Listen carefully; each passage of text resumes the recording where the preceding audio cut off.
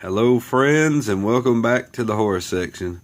This time I'm going to be showing some of my, I guess you could say maybe oddball, maybe rare.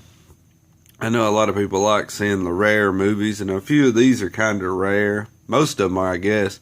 And I was just wanting to show some of them. Now these I've had in my collection for a little while, except this first one I want to show. And I believe it's kind of rare, but I'm not really for sure. I believe that's what I actually got this because TheHORROman recommended it. So I'll leave a link to his videos below because he's one of my favorite ones to watch and a good friend of mine. So check him out. But this is one that he recommended. And I believe it's kind of rare. It was hard to find a little bit. But this is Dangerous Games from the director of Predators 2. And it looks to be kind of like a little bit. I watched a little bit of it. I didn't go all the way through it yet. I haven't watched it all the way through yet. It wasn't that the movie was bad. I just didn't have time to finish it. It looked pretty good. But what I seen, it was just these kids going around, and I thought they were going to try to try to get into some kind of building, maybe like a mall or something. And you see this cop, and he's getting frustrated, and I think he's starting to lose it a little bit. So I assume that he's going to be the one that's going after the kids, but I haven't watched it all the way through yet. But it looks pretty good so far. But and this is one of those odd cases, which they're pretty cool. If I don't mess it up here, there we go. That's a pretty cool little case. Looks like an old CD case, if you remember those. Most people try to do the iTunes and stuff nowadays. But Dangerous Games. So like I said, what I've seen of it looks pretty good. It looks like it's going to be an interesting, kind of fun movie. But that's my first one. And thank you for recommending this one, TheHORROman. I believe this one should be pretty good. Dangerous Games. The next one I have is Citizen Toxie, the Toxic Avenger, I believe 4. Yep, 4. And this is the 2-disc collector's edition. Includes 95-minute documentary, Apocalypse Soon. I don't know, these trauma or whatever they are just oddball stuff, but I believe this one's hard to find, maybe like the 2-disc set. I'm not really for sure. But it was going for a little bit on eBay when I picked it up. I actually found this at a pawn shop pretty good while ago. And I just figured I'd grab it because anytime I find something odd like this, I'll just pick it up. And I remember looking at it on eBay or Amazon. I remember that the used copy was going for at least maybe $20. It might have lowered down by now. It might not be that much anymore, but I thought that's pretty good. I think I probably paid $1 for it. I haven't looked it up since then. I mean, it's not, I was just looking through my movies and I thought, well, here's some oddball ones I might want to show. Some people might want to see these because a lot of these movies like this, they're just kind of odd movies, and people like seeing a lot of different stuff. You don't see this too much on the video, I don't think, but like I said, I watched it and it's been a long time, and I can't even remember that much about it. Trauma's alright, but I'm just not a big fan of them. I mean, they're usually too silly for me. I like silly movies, but they're just kind of over the top silly. But Citizen Toxie, the Toxic Avenger 4. And this is the 2-disc collector's edition.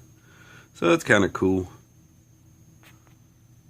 And here's one that I picked up at Hastings whenever there was a place called Hastings that used to sell reused movies, and you could trade in movies and books and stuff like that. And I think they went out of business pretty much everywhere. And this is Silent Night, Bloody Night, The Homecoming. There was one made in the 70s. And I guess this is the second one, or somebody redoing it. And this is from Elite and MVD Visual. And I believe this must be out of print because looked this one up, and at most places you can't buy it anymore. Like Amazon, you can't buy it, and I could not find it on eBay, or this copy right here, so I don't know. Like I said, this was a rental from Hastings, as you can see by if I can open it, by the case here. It's one of their, this is how they always did their rental movies. And since they were going out of business, they, sorry about that, my voice is messing up a little bit. I apologize for that. But they got rid of a lot of their rentals, of course, because they're going out of business. And I grabbed this one because I actually like the one that's made in the 70s. And this one's actually pretty good, too. It follows sort of the same storyline. But it's a pretty good movie. I really enjoy it. There's other copies, I think, with other pictures. Like, there's maybe like 1 to 2 more copies of it you can get. But this is the one I picked up. It's in pretty good shape. It's got a few little marks up here because, you know, where it was a rental. People just actually take it with them. They have a little, usually in their rentals, they had this little thing, little yellow thing that would go down here that would keep the case closed. So when you're in the store, you couldn't open it and remove the disc. Then they'd always go up there to when you want to rent it, they'd hook it into this thing and pull the yellow thing out. And then you can open the movie, of course, when you get home and watch it.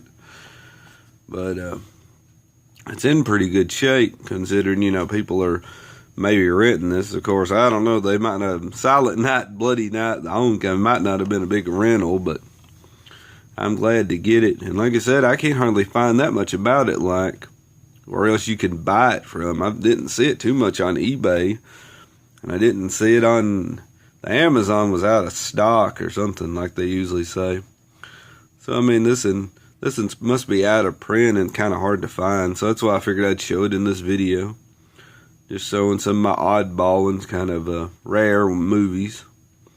So that's Silent Night, Bloody Night, The Homecoming.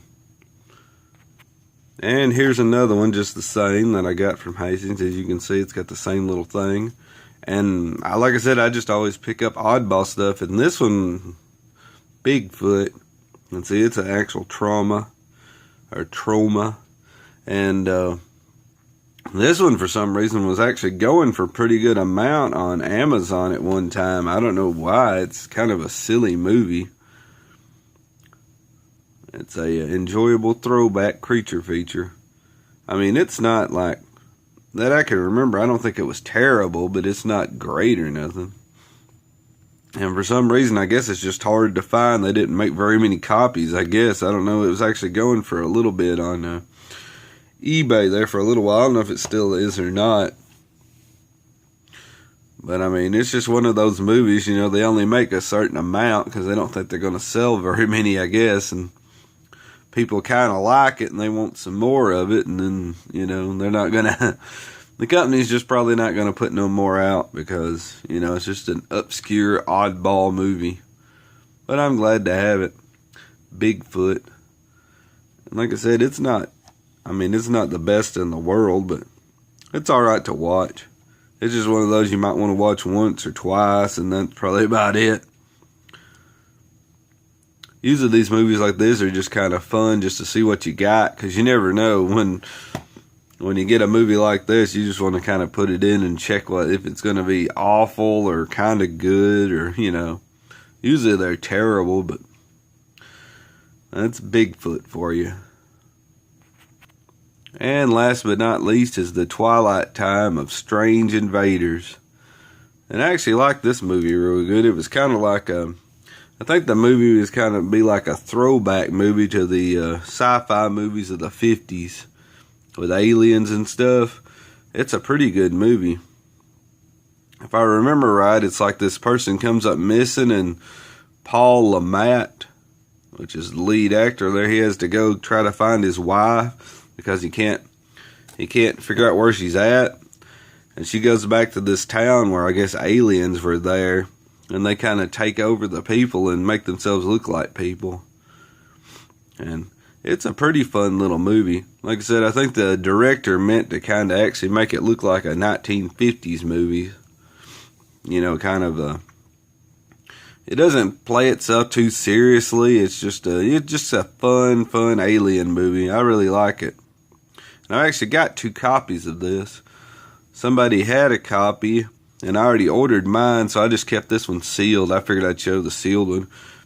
I actually like it pretty good. I've got this on VHS too. It's one of my favorite, just kind of cheesy, fun alien movies. But I really enjoy it. And of course, this is one of those Twilight Times. This might be the only way you can get this on Blu-ray. I'm not really for sure. Twilight Time. Usually what Twilight Time does it, I'm thinking, right, they get a film from like a company. If I can flip it over here. I guess this one was from MGM and Orion. It's got all these companies down here. I'm not really for sure. Orion's probably original. But they kind of get a film from a company, and then they only make about maybe 3,000 on Blu-ray, and after those are gone, you know, it's pretty much, you're not going to get them for a good price anymore. A lot of times people scalp them on eBay and stuff like that. So I'm glad to get these 2 copies. But I let my buddy watch the one that I had, and he just didn't get into it. So he's like, well, I'll trade you mine if you want it, because I thought it was better than this. I think he got it for pretty cheap. Because sometimes Twilight Time, like this one, probably wasn't as famous as some of the other ones, so this one kind of stuck around. You might could actually still get this one. I'm not really for sure. I'm not for sure if it's out of print yet. But if it's not a big famous one, then it just kind of stays around because nobody wants it. Because a lot of times they're like $30 a piece for these. And then you can go to, I think it's Screen Archives, and a website, probably www.screenarchives, and look up Twilight Time. Sometimes they have sales, and they might sell these for $10 a piece or something. And I think that's what he got it for. He probably got it for 10 plus shipping just to see what it was like. And like I said, I'll let him watch mine so he wouldn't have to open his, and he just didn't get into it. He said, well, I'll trade it to you. Like I said, he only had $10 plus shipping in it, so I didn't give him much for it because I really enjoy it. It's kind of a fun throwback to, if you like those old 1950s kind of alien horror movies that are just fun. They're not real scary or nothing. This would be a good movie for you because it's a pretty fun one. It's got a few pretty good special effects in it. It's not bad at all. But it doesn't play itself real serious. It's not like a over-the-top scary movie. It's just kind of like a fun alien invasion movie. So I'd recommend it if you kind of like that kind of movie. But this will be last for this video, and I hope you enjoy it. And thank you for watching my videos. And this has been the horror section, and hope you like some of these movies. Check them out if you haven't. If you can find some of these, just go ahead and grab them. Because like I said, they're hard to... When I find something that's real hard to find, I usually try to grab it because you might not see it again. Some of these movies I might not ever get again because, I mean, they're just oddball, you know, just oddball movies. And thank you for watching, and I hope you enjoy it. And see you next video. Bye.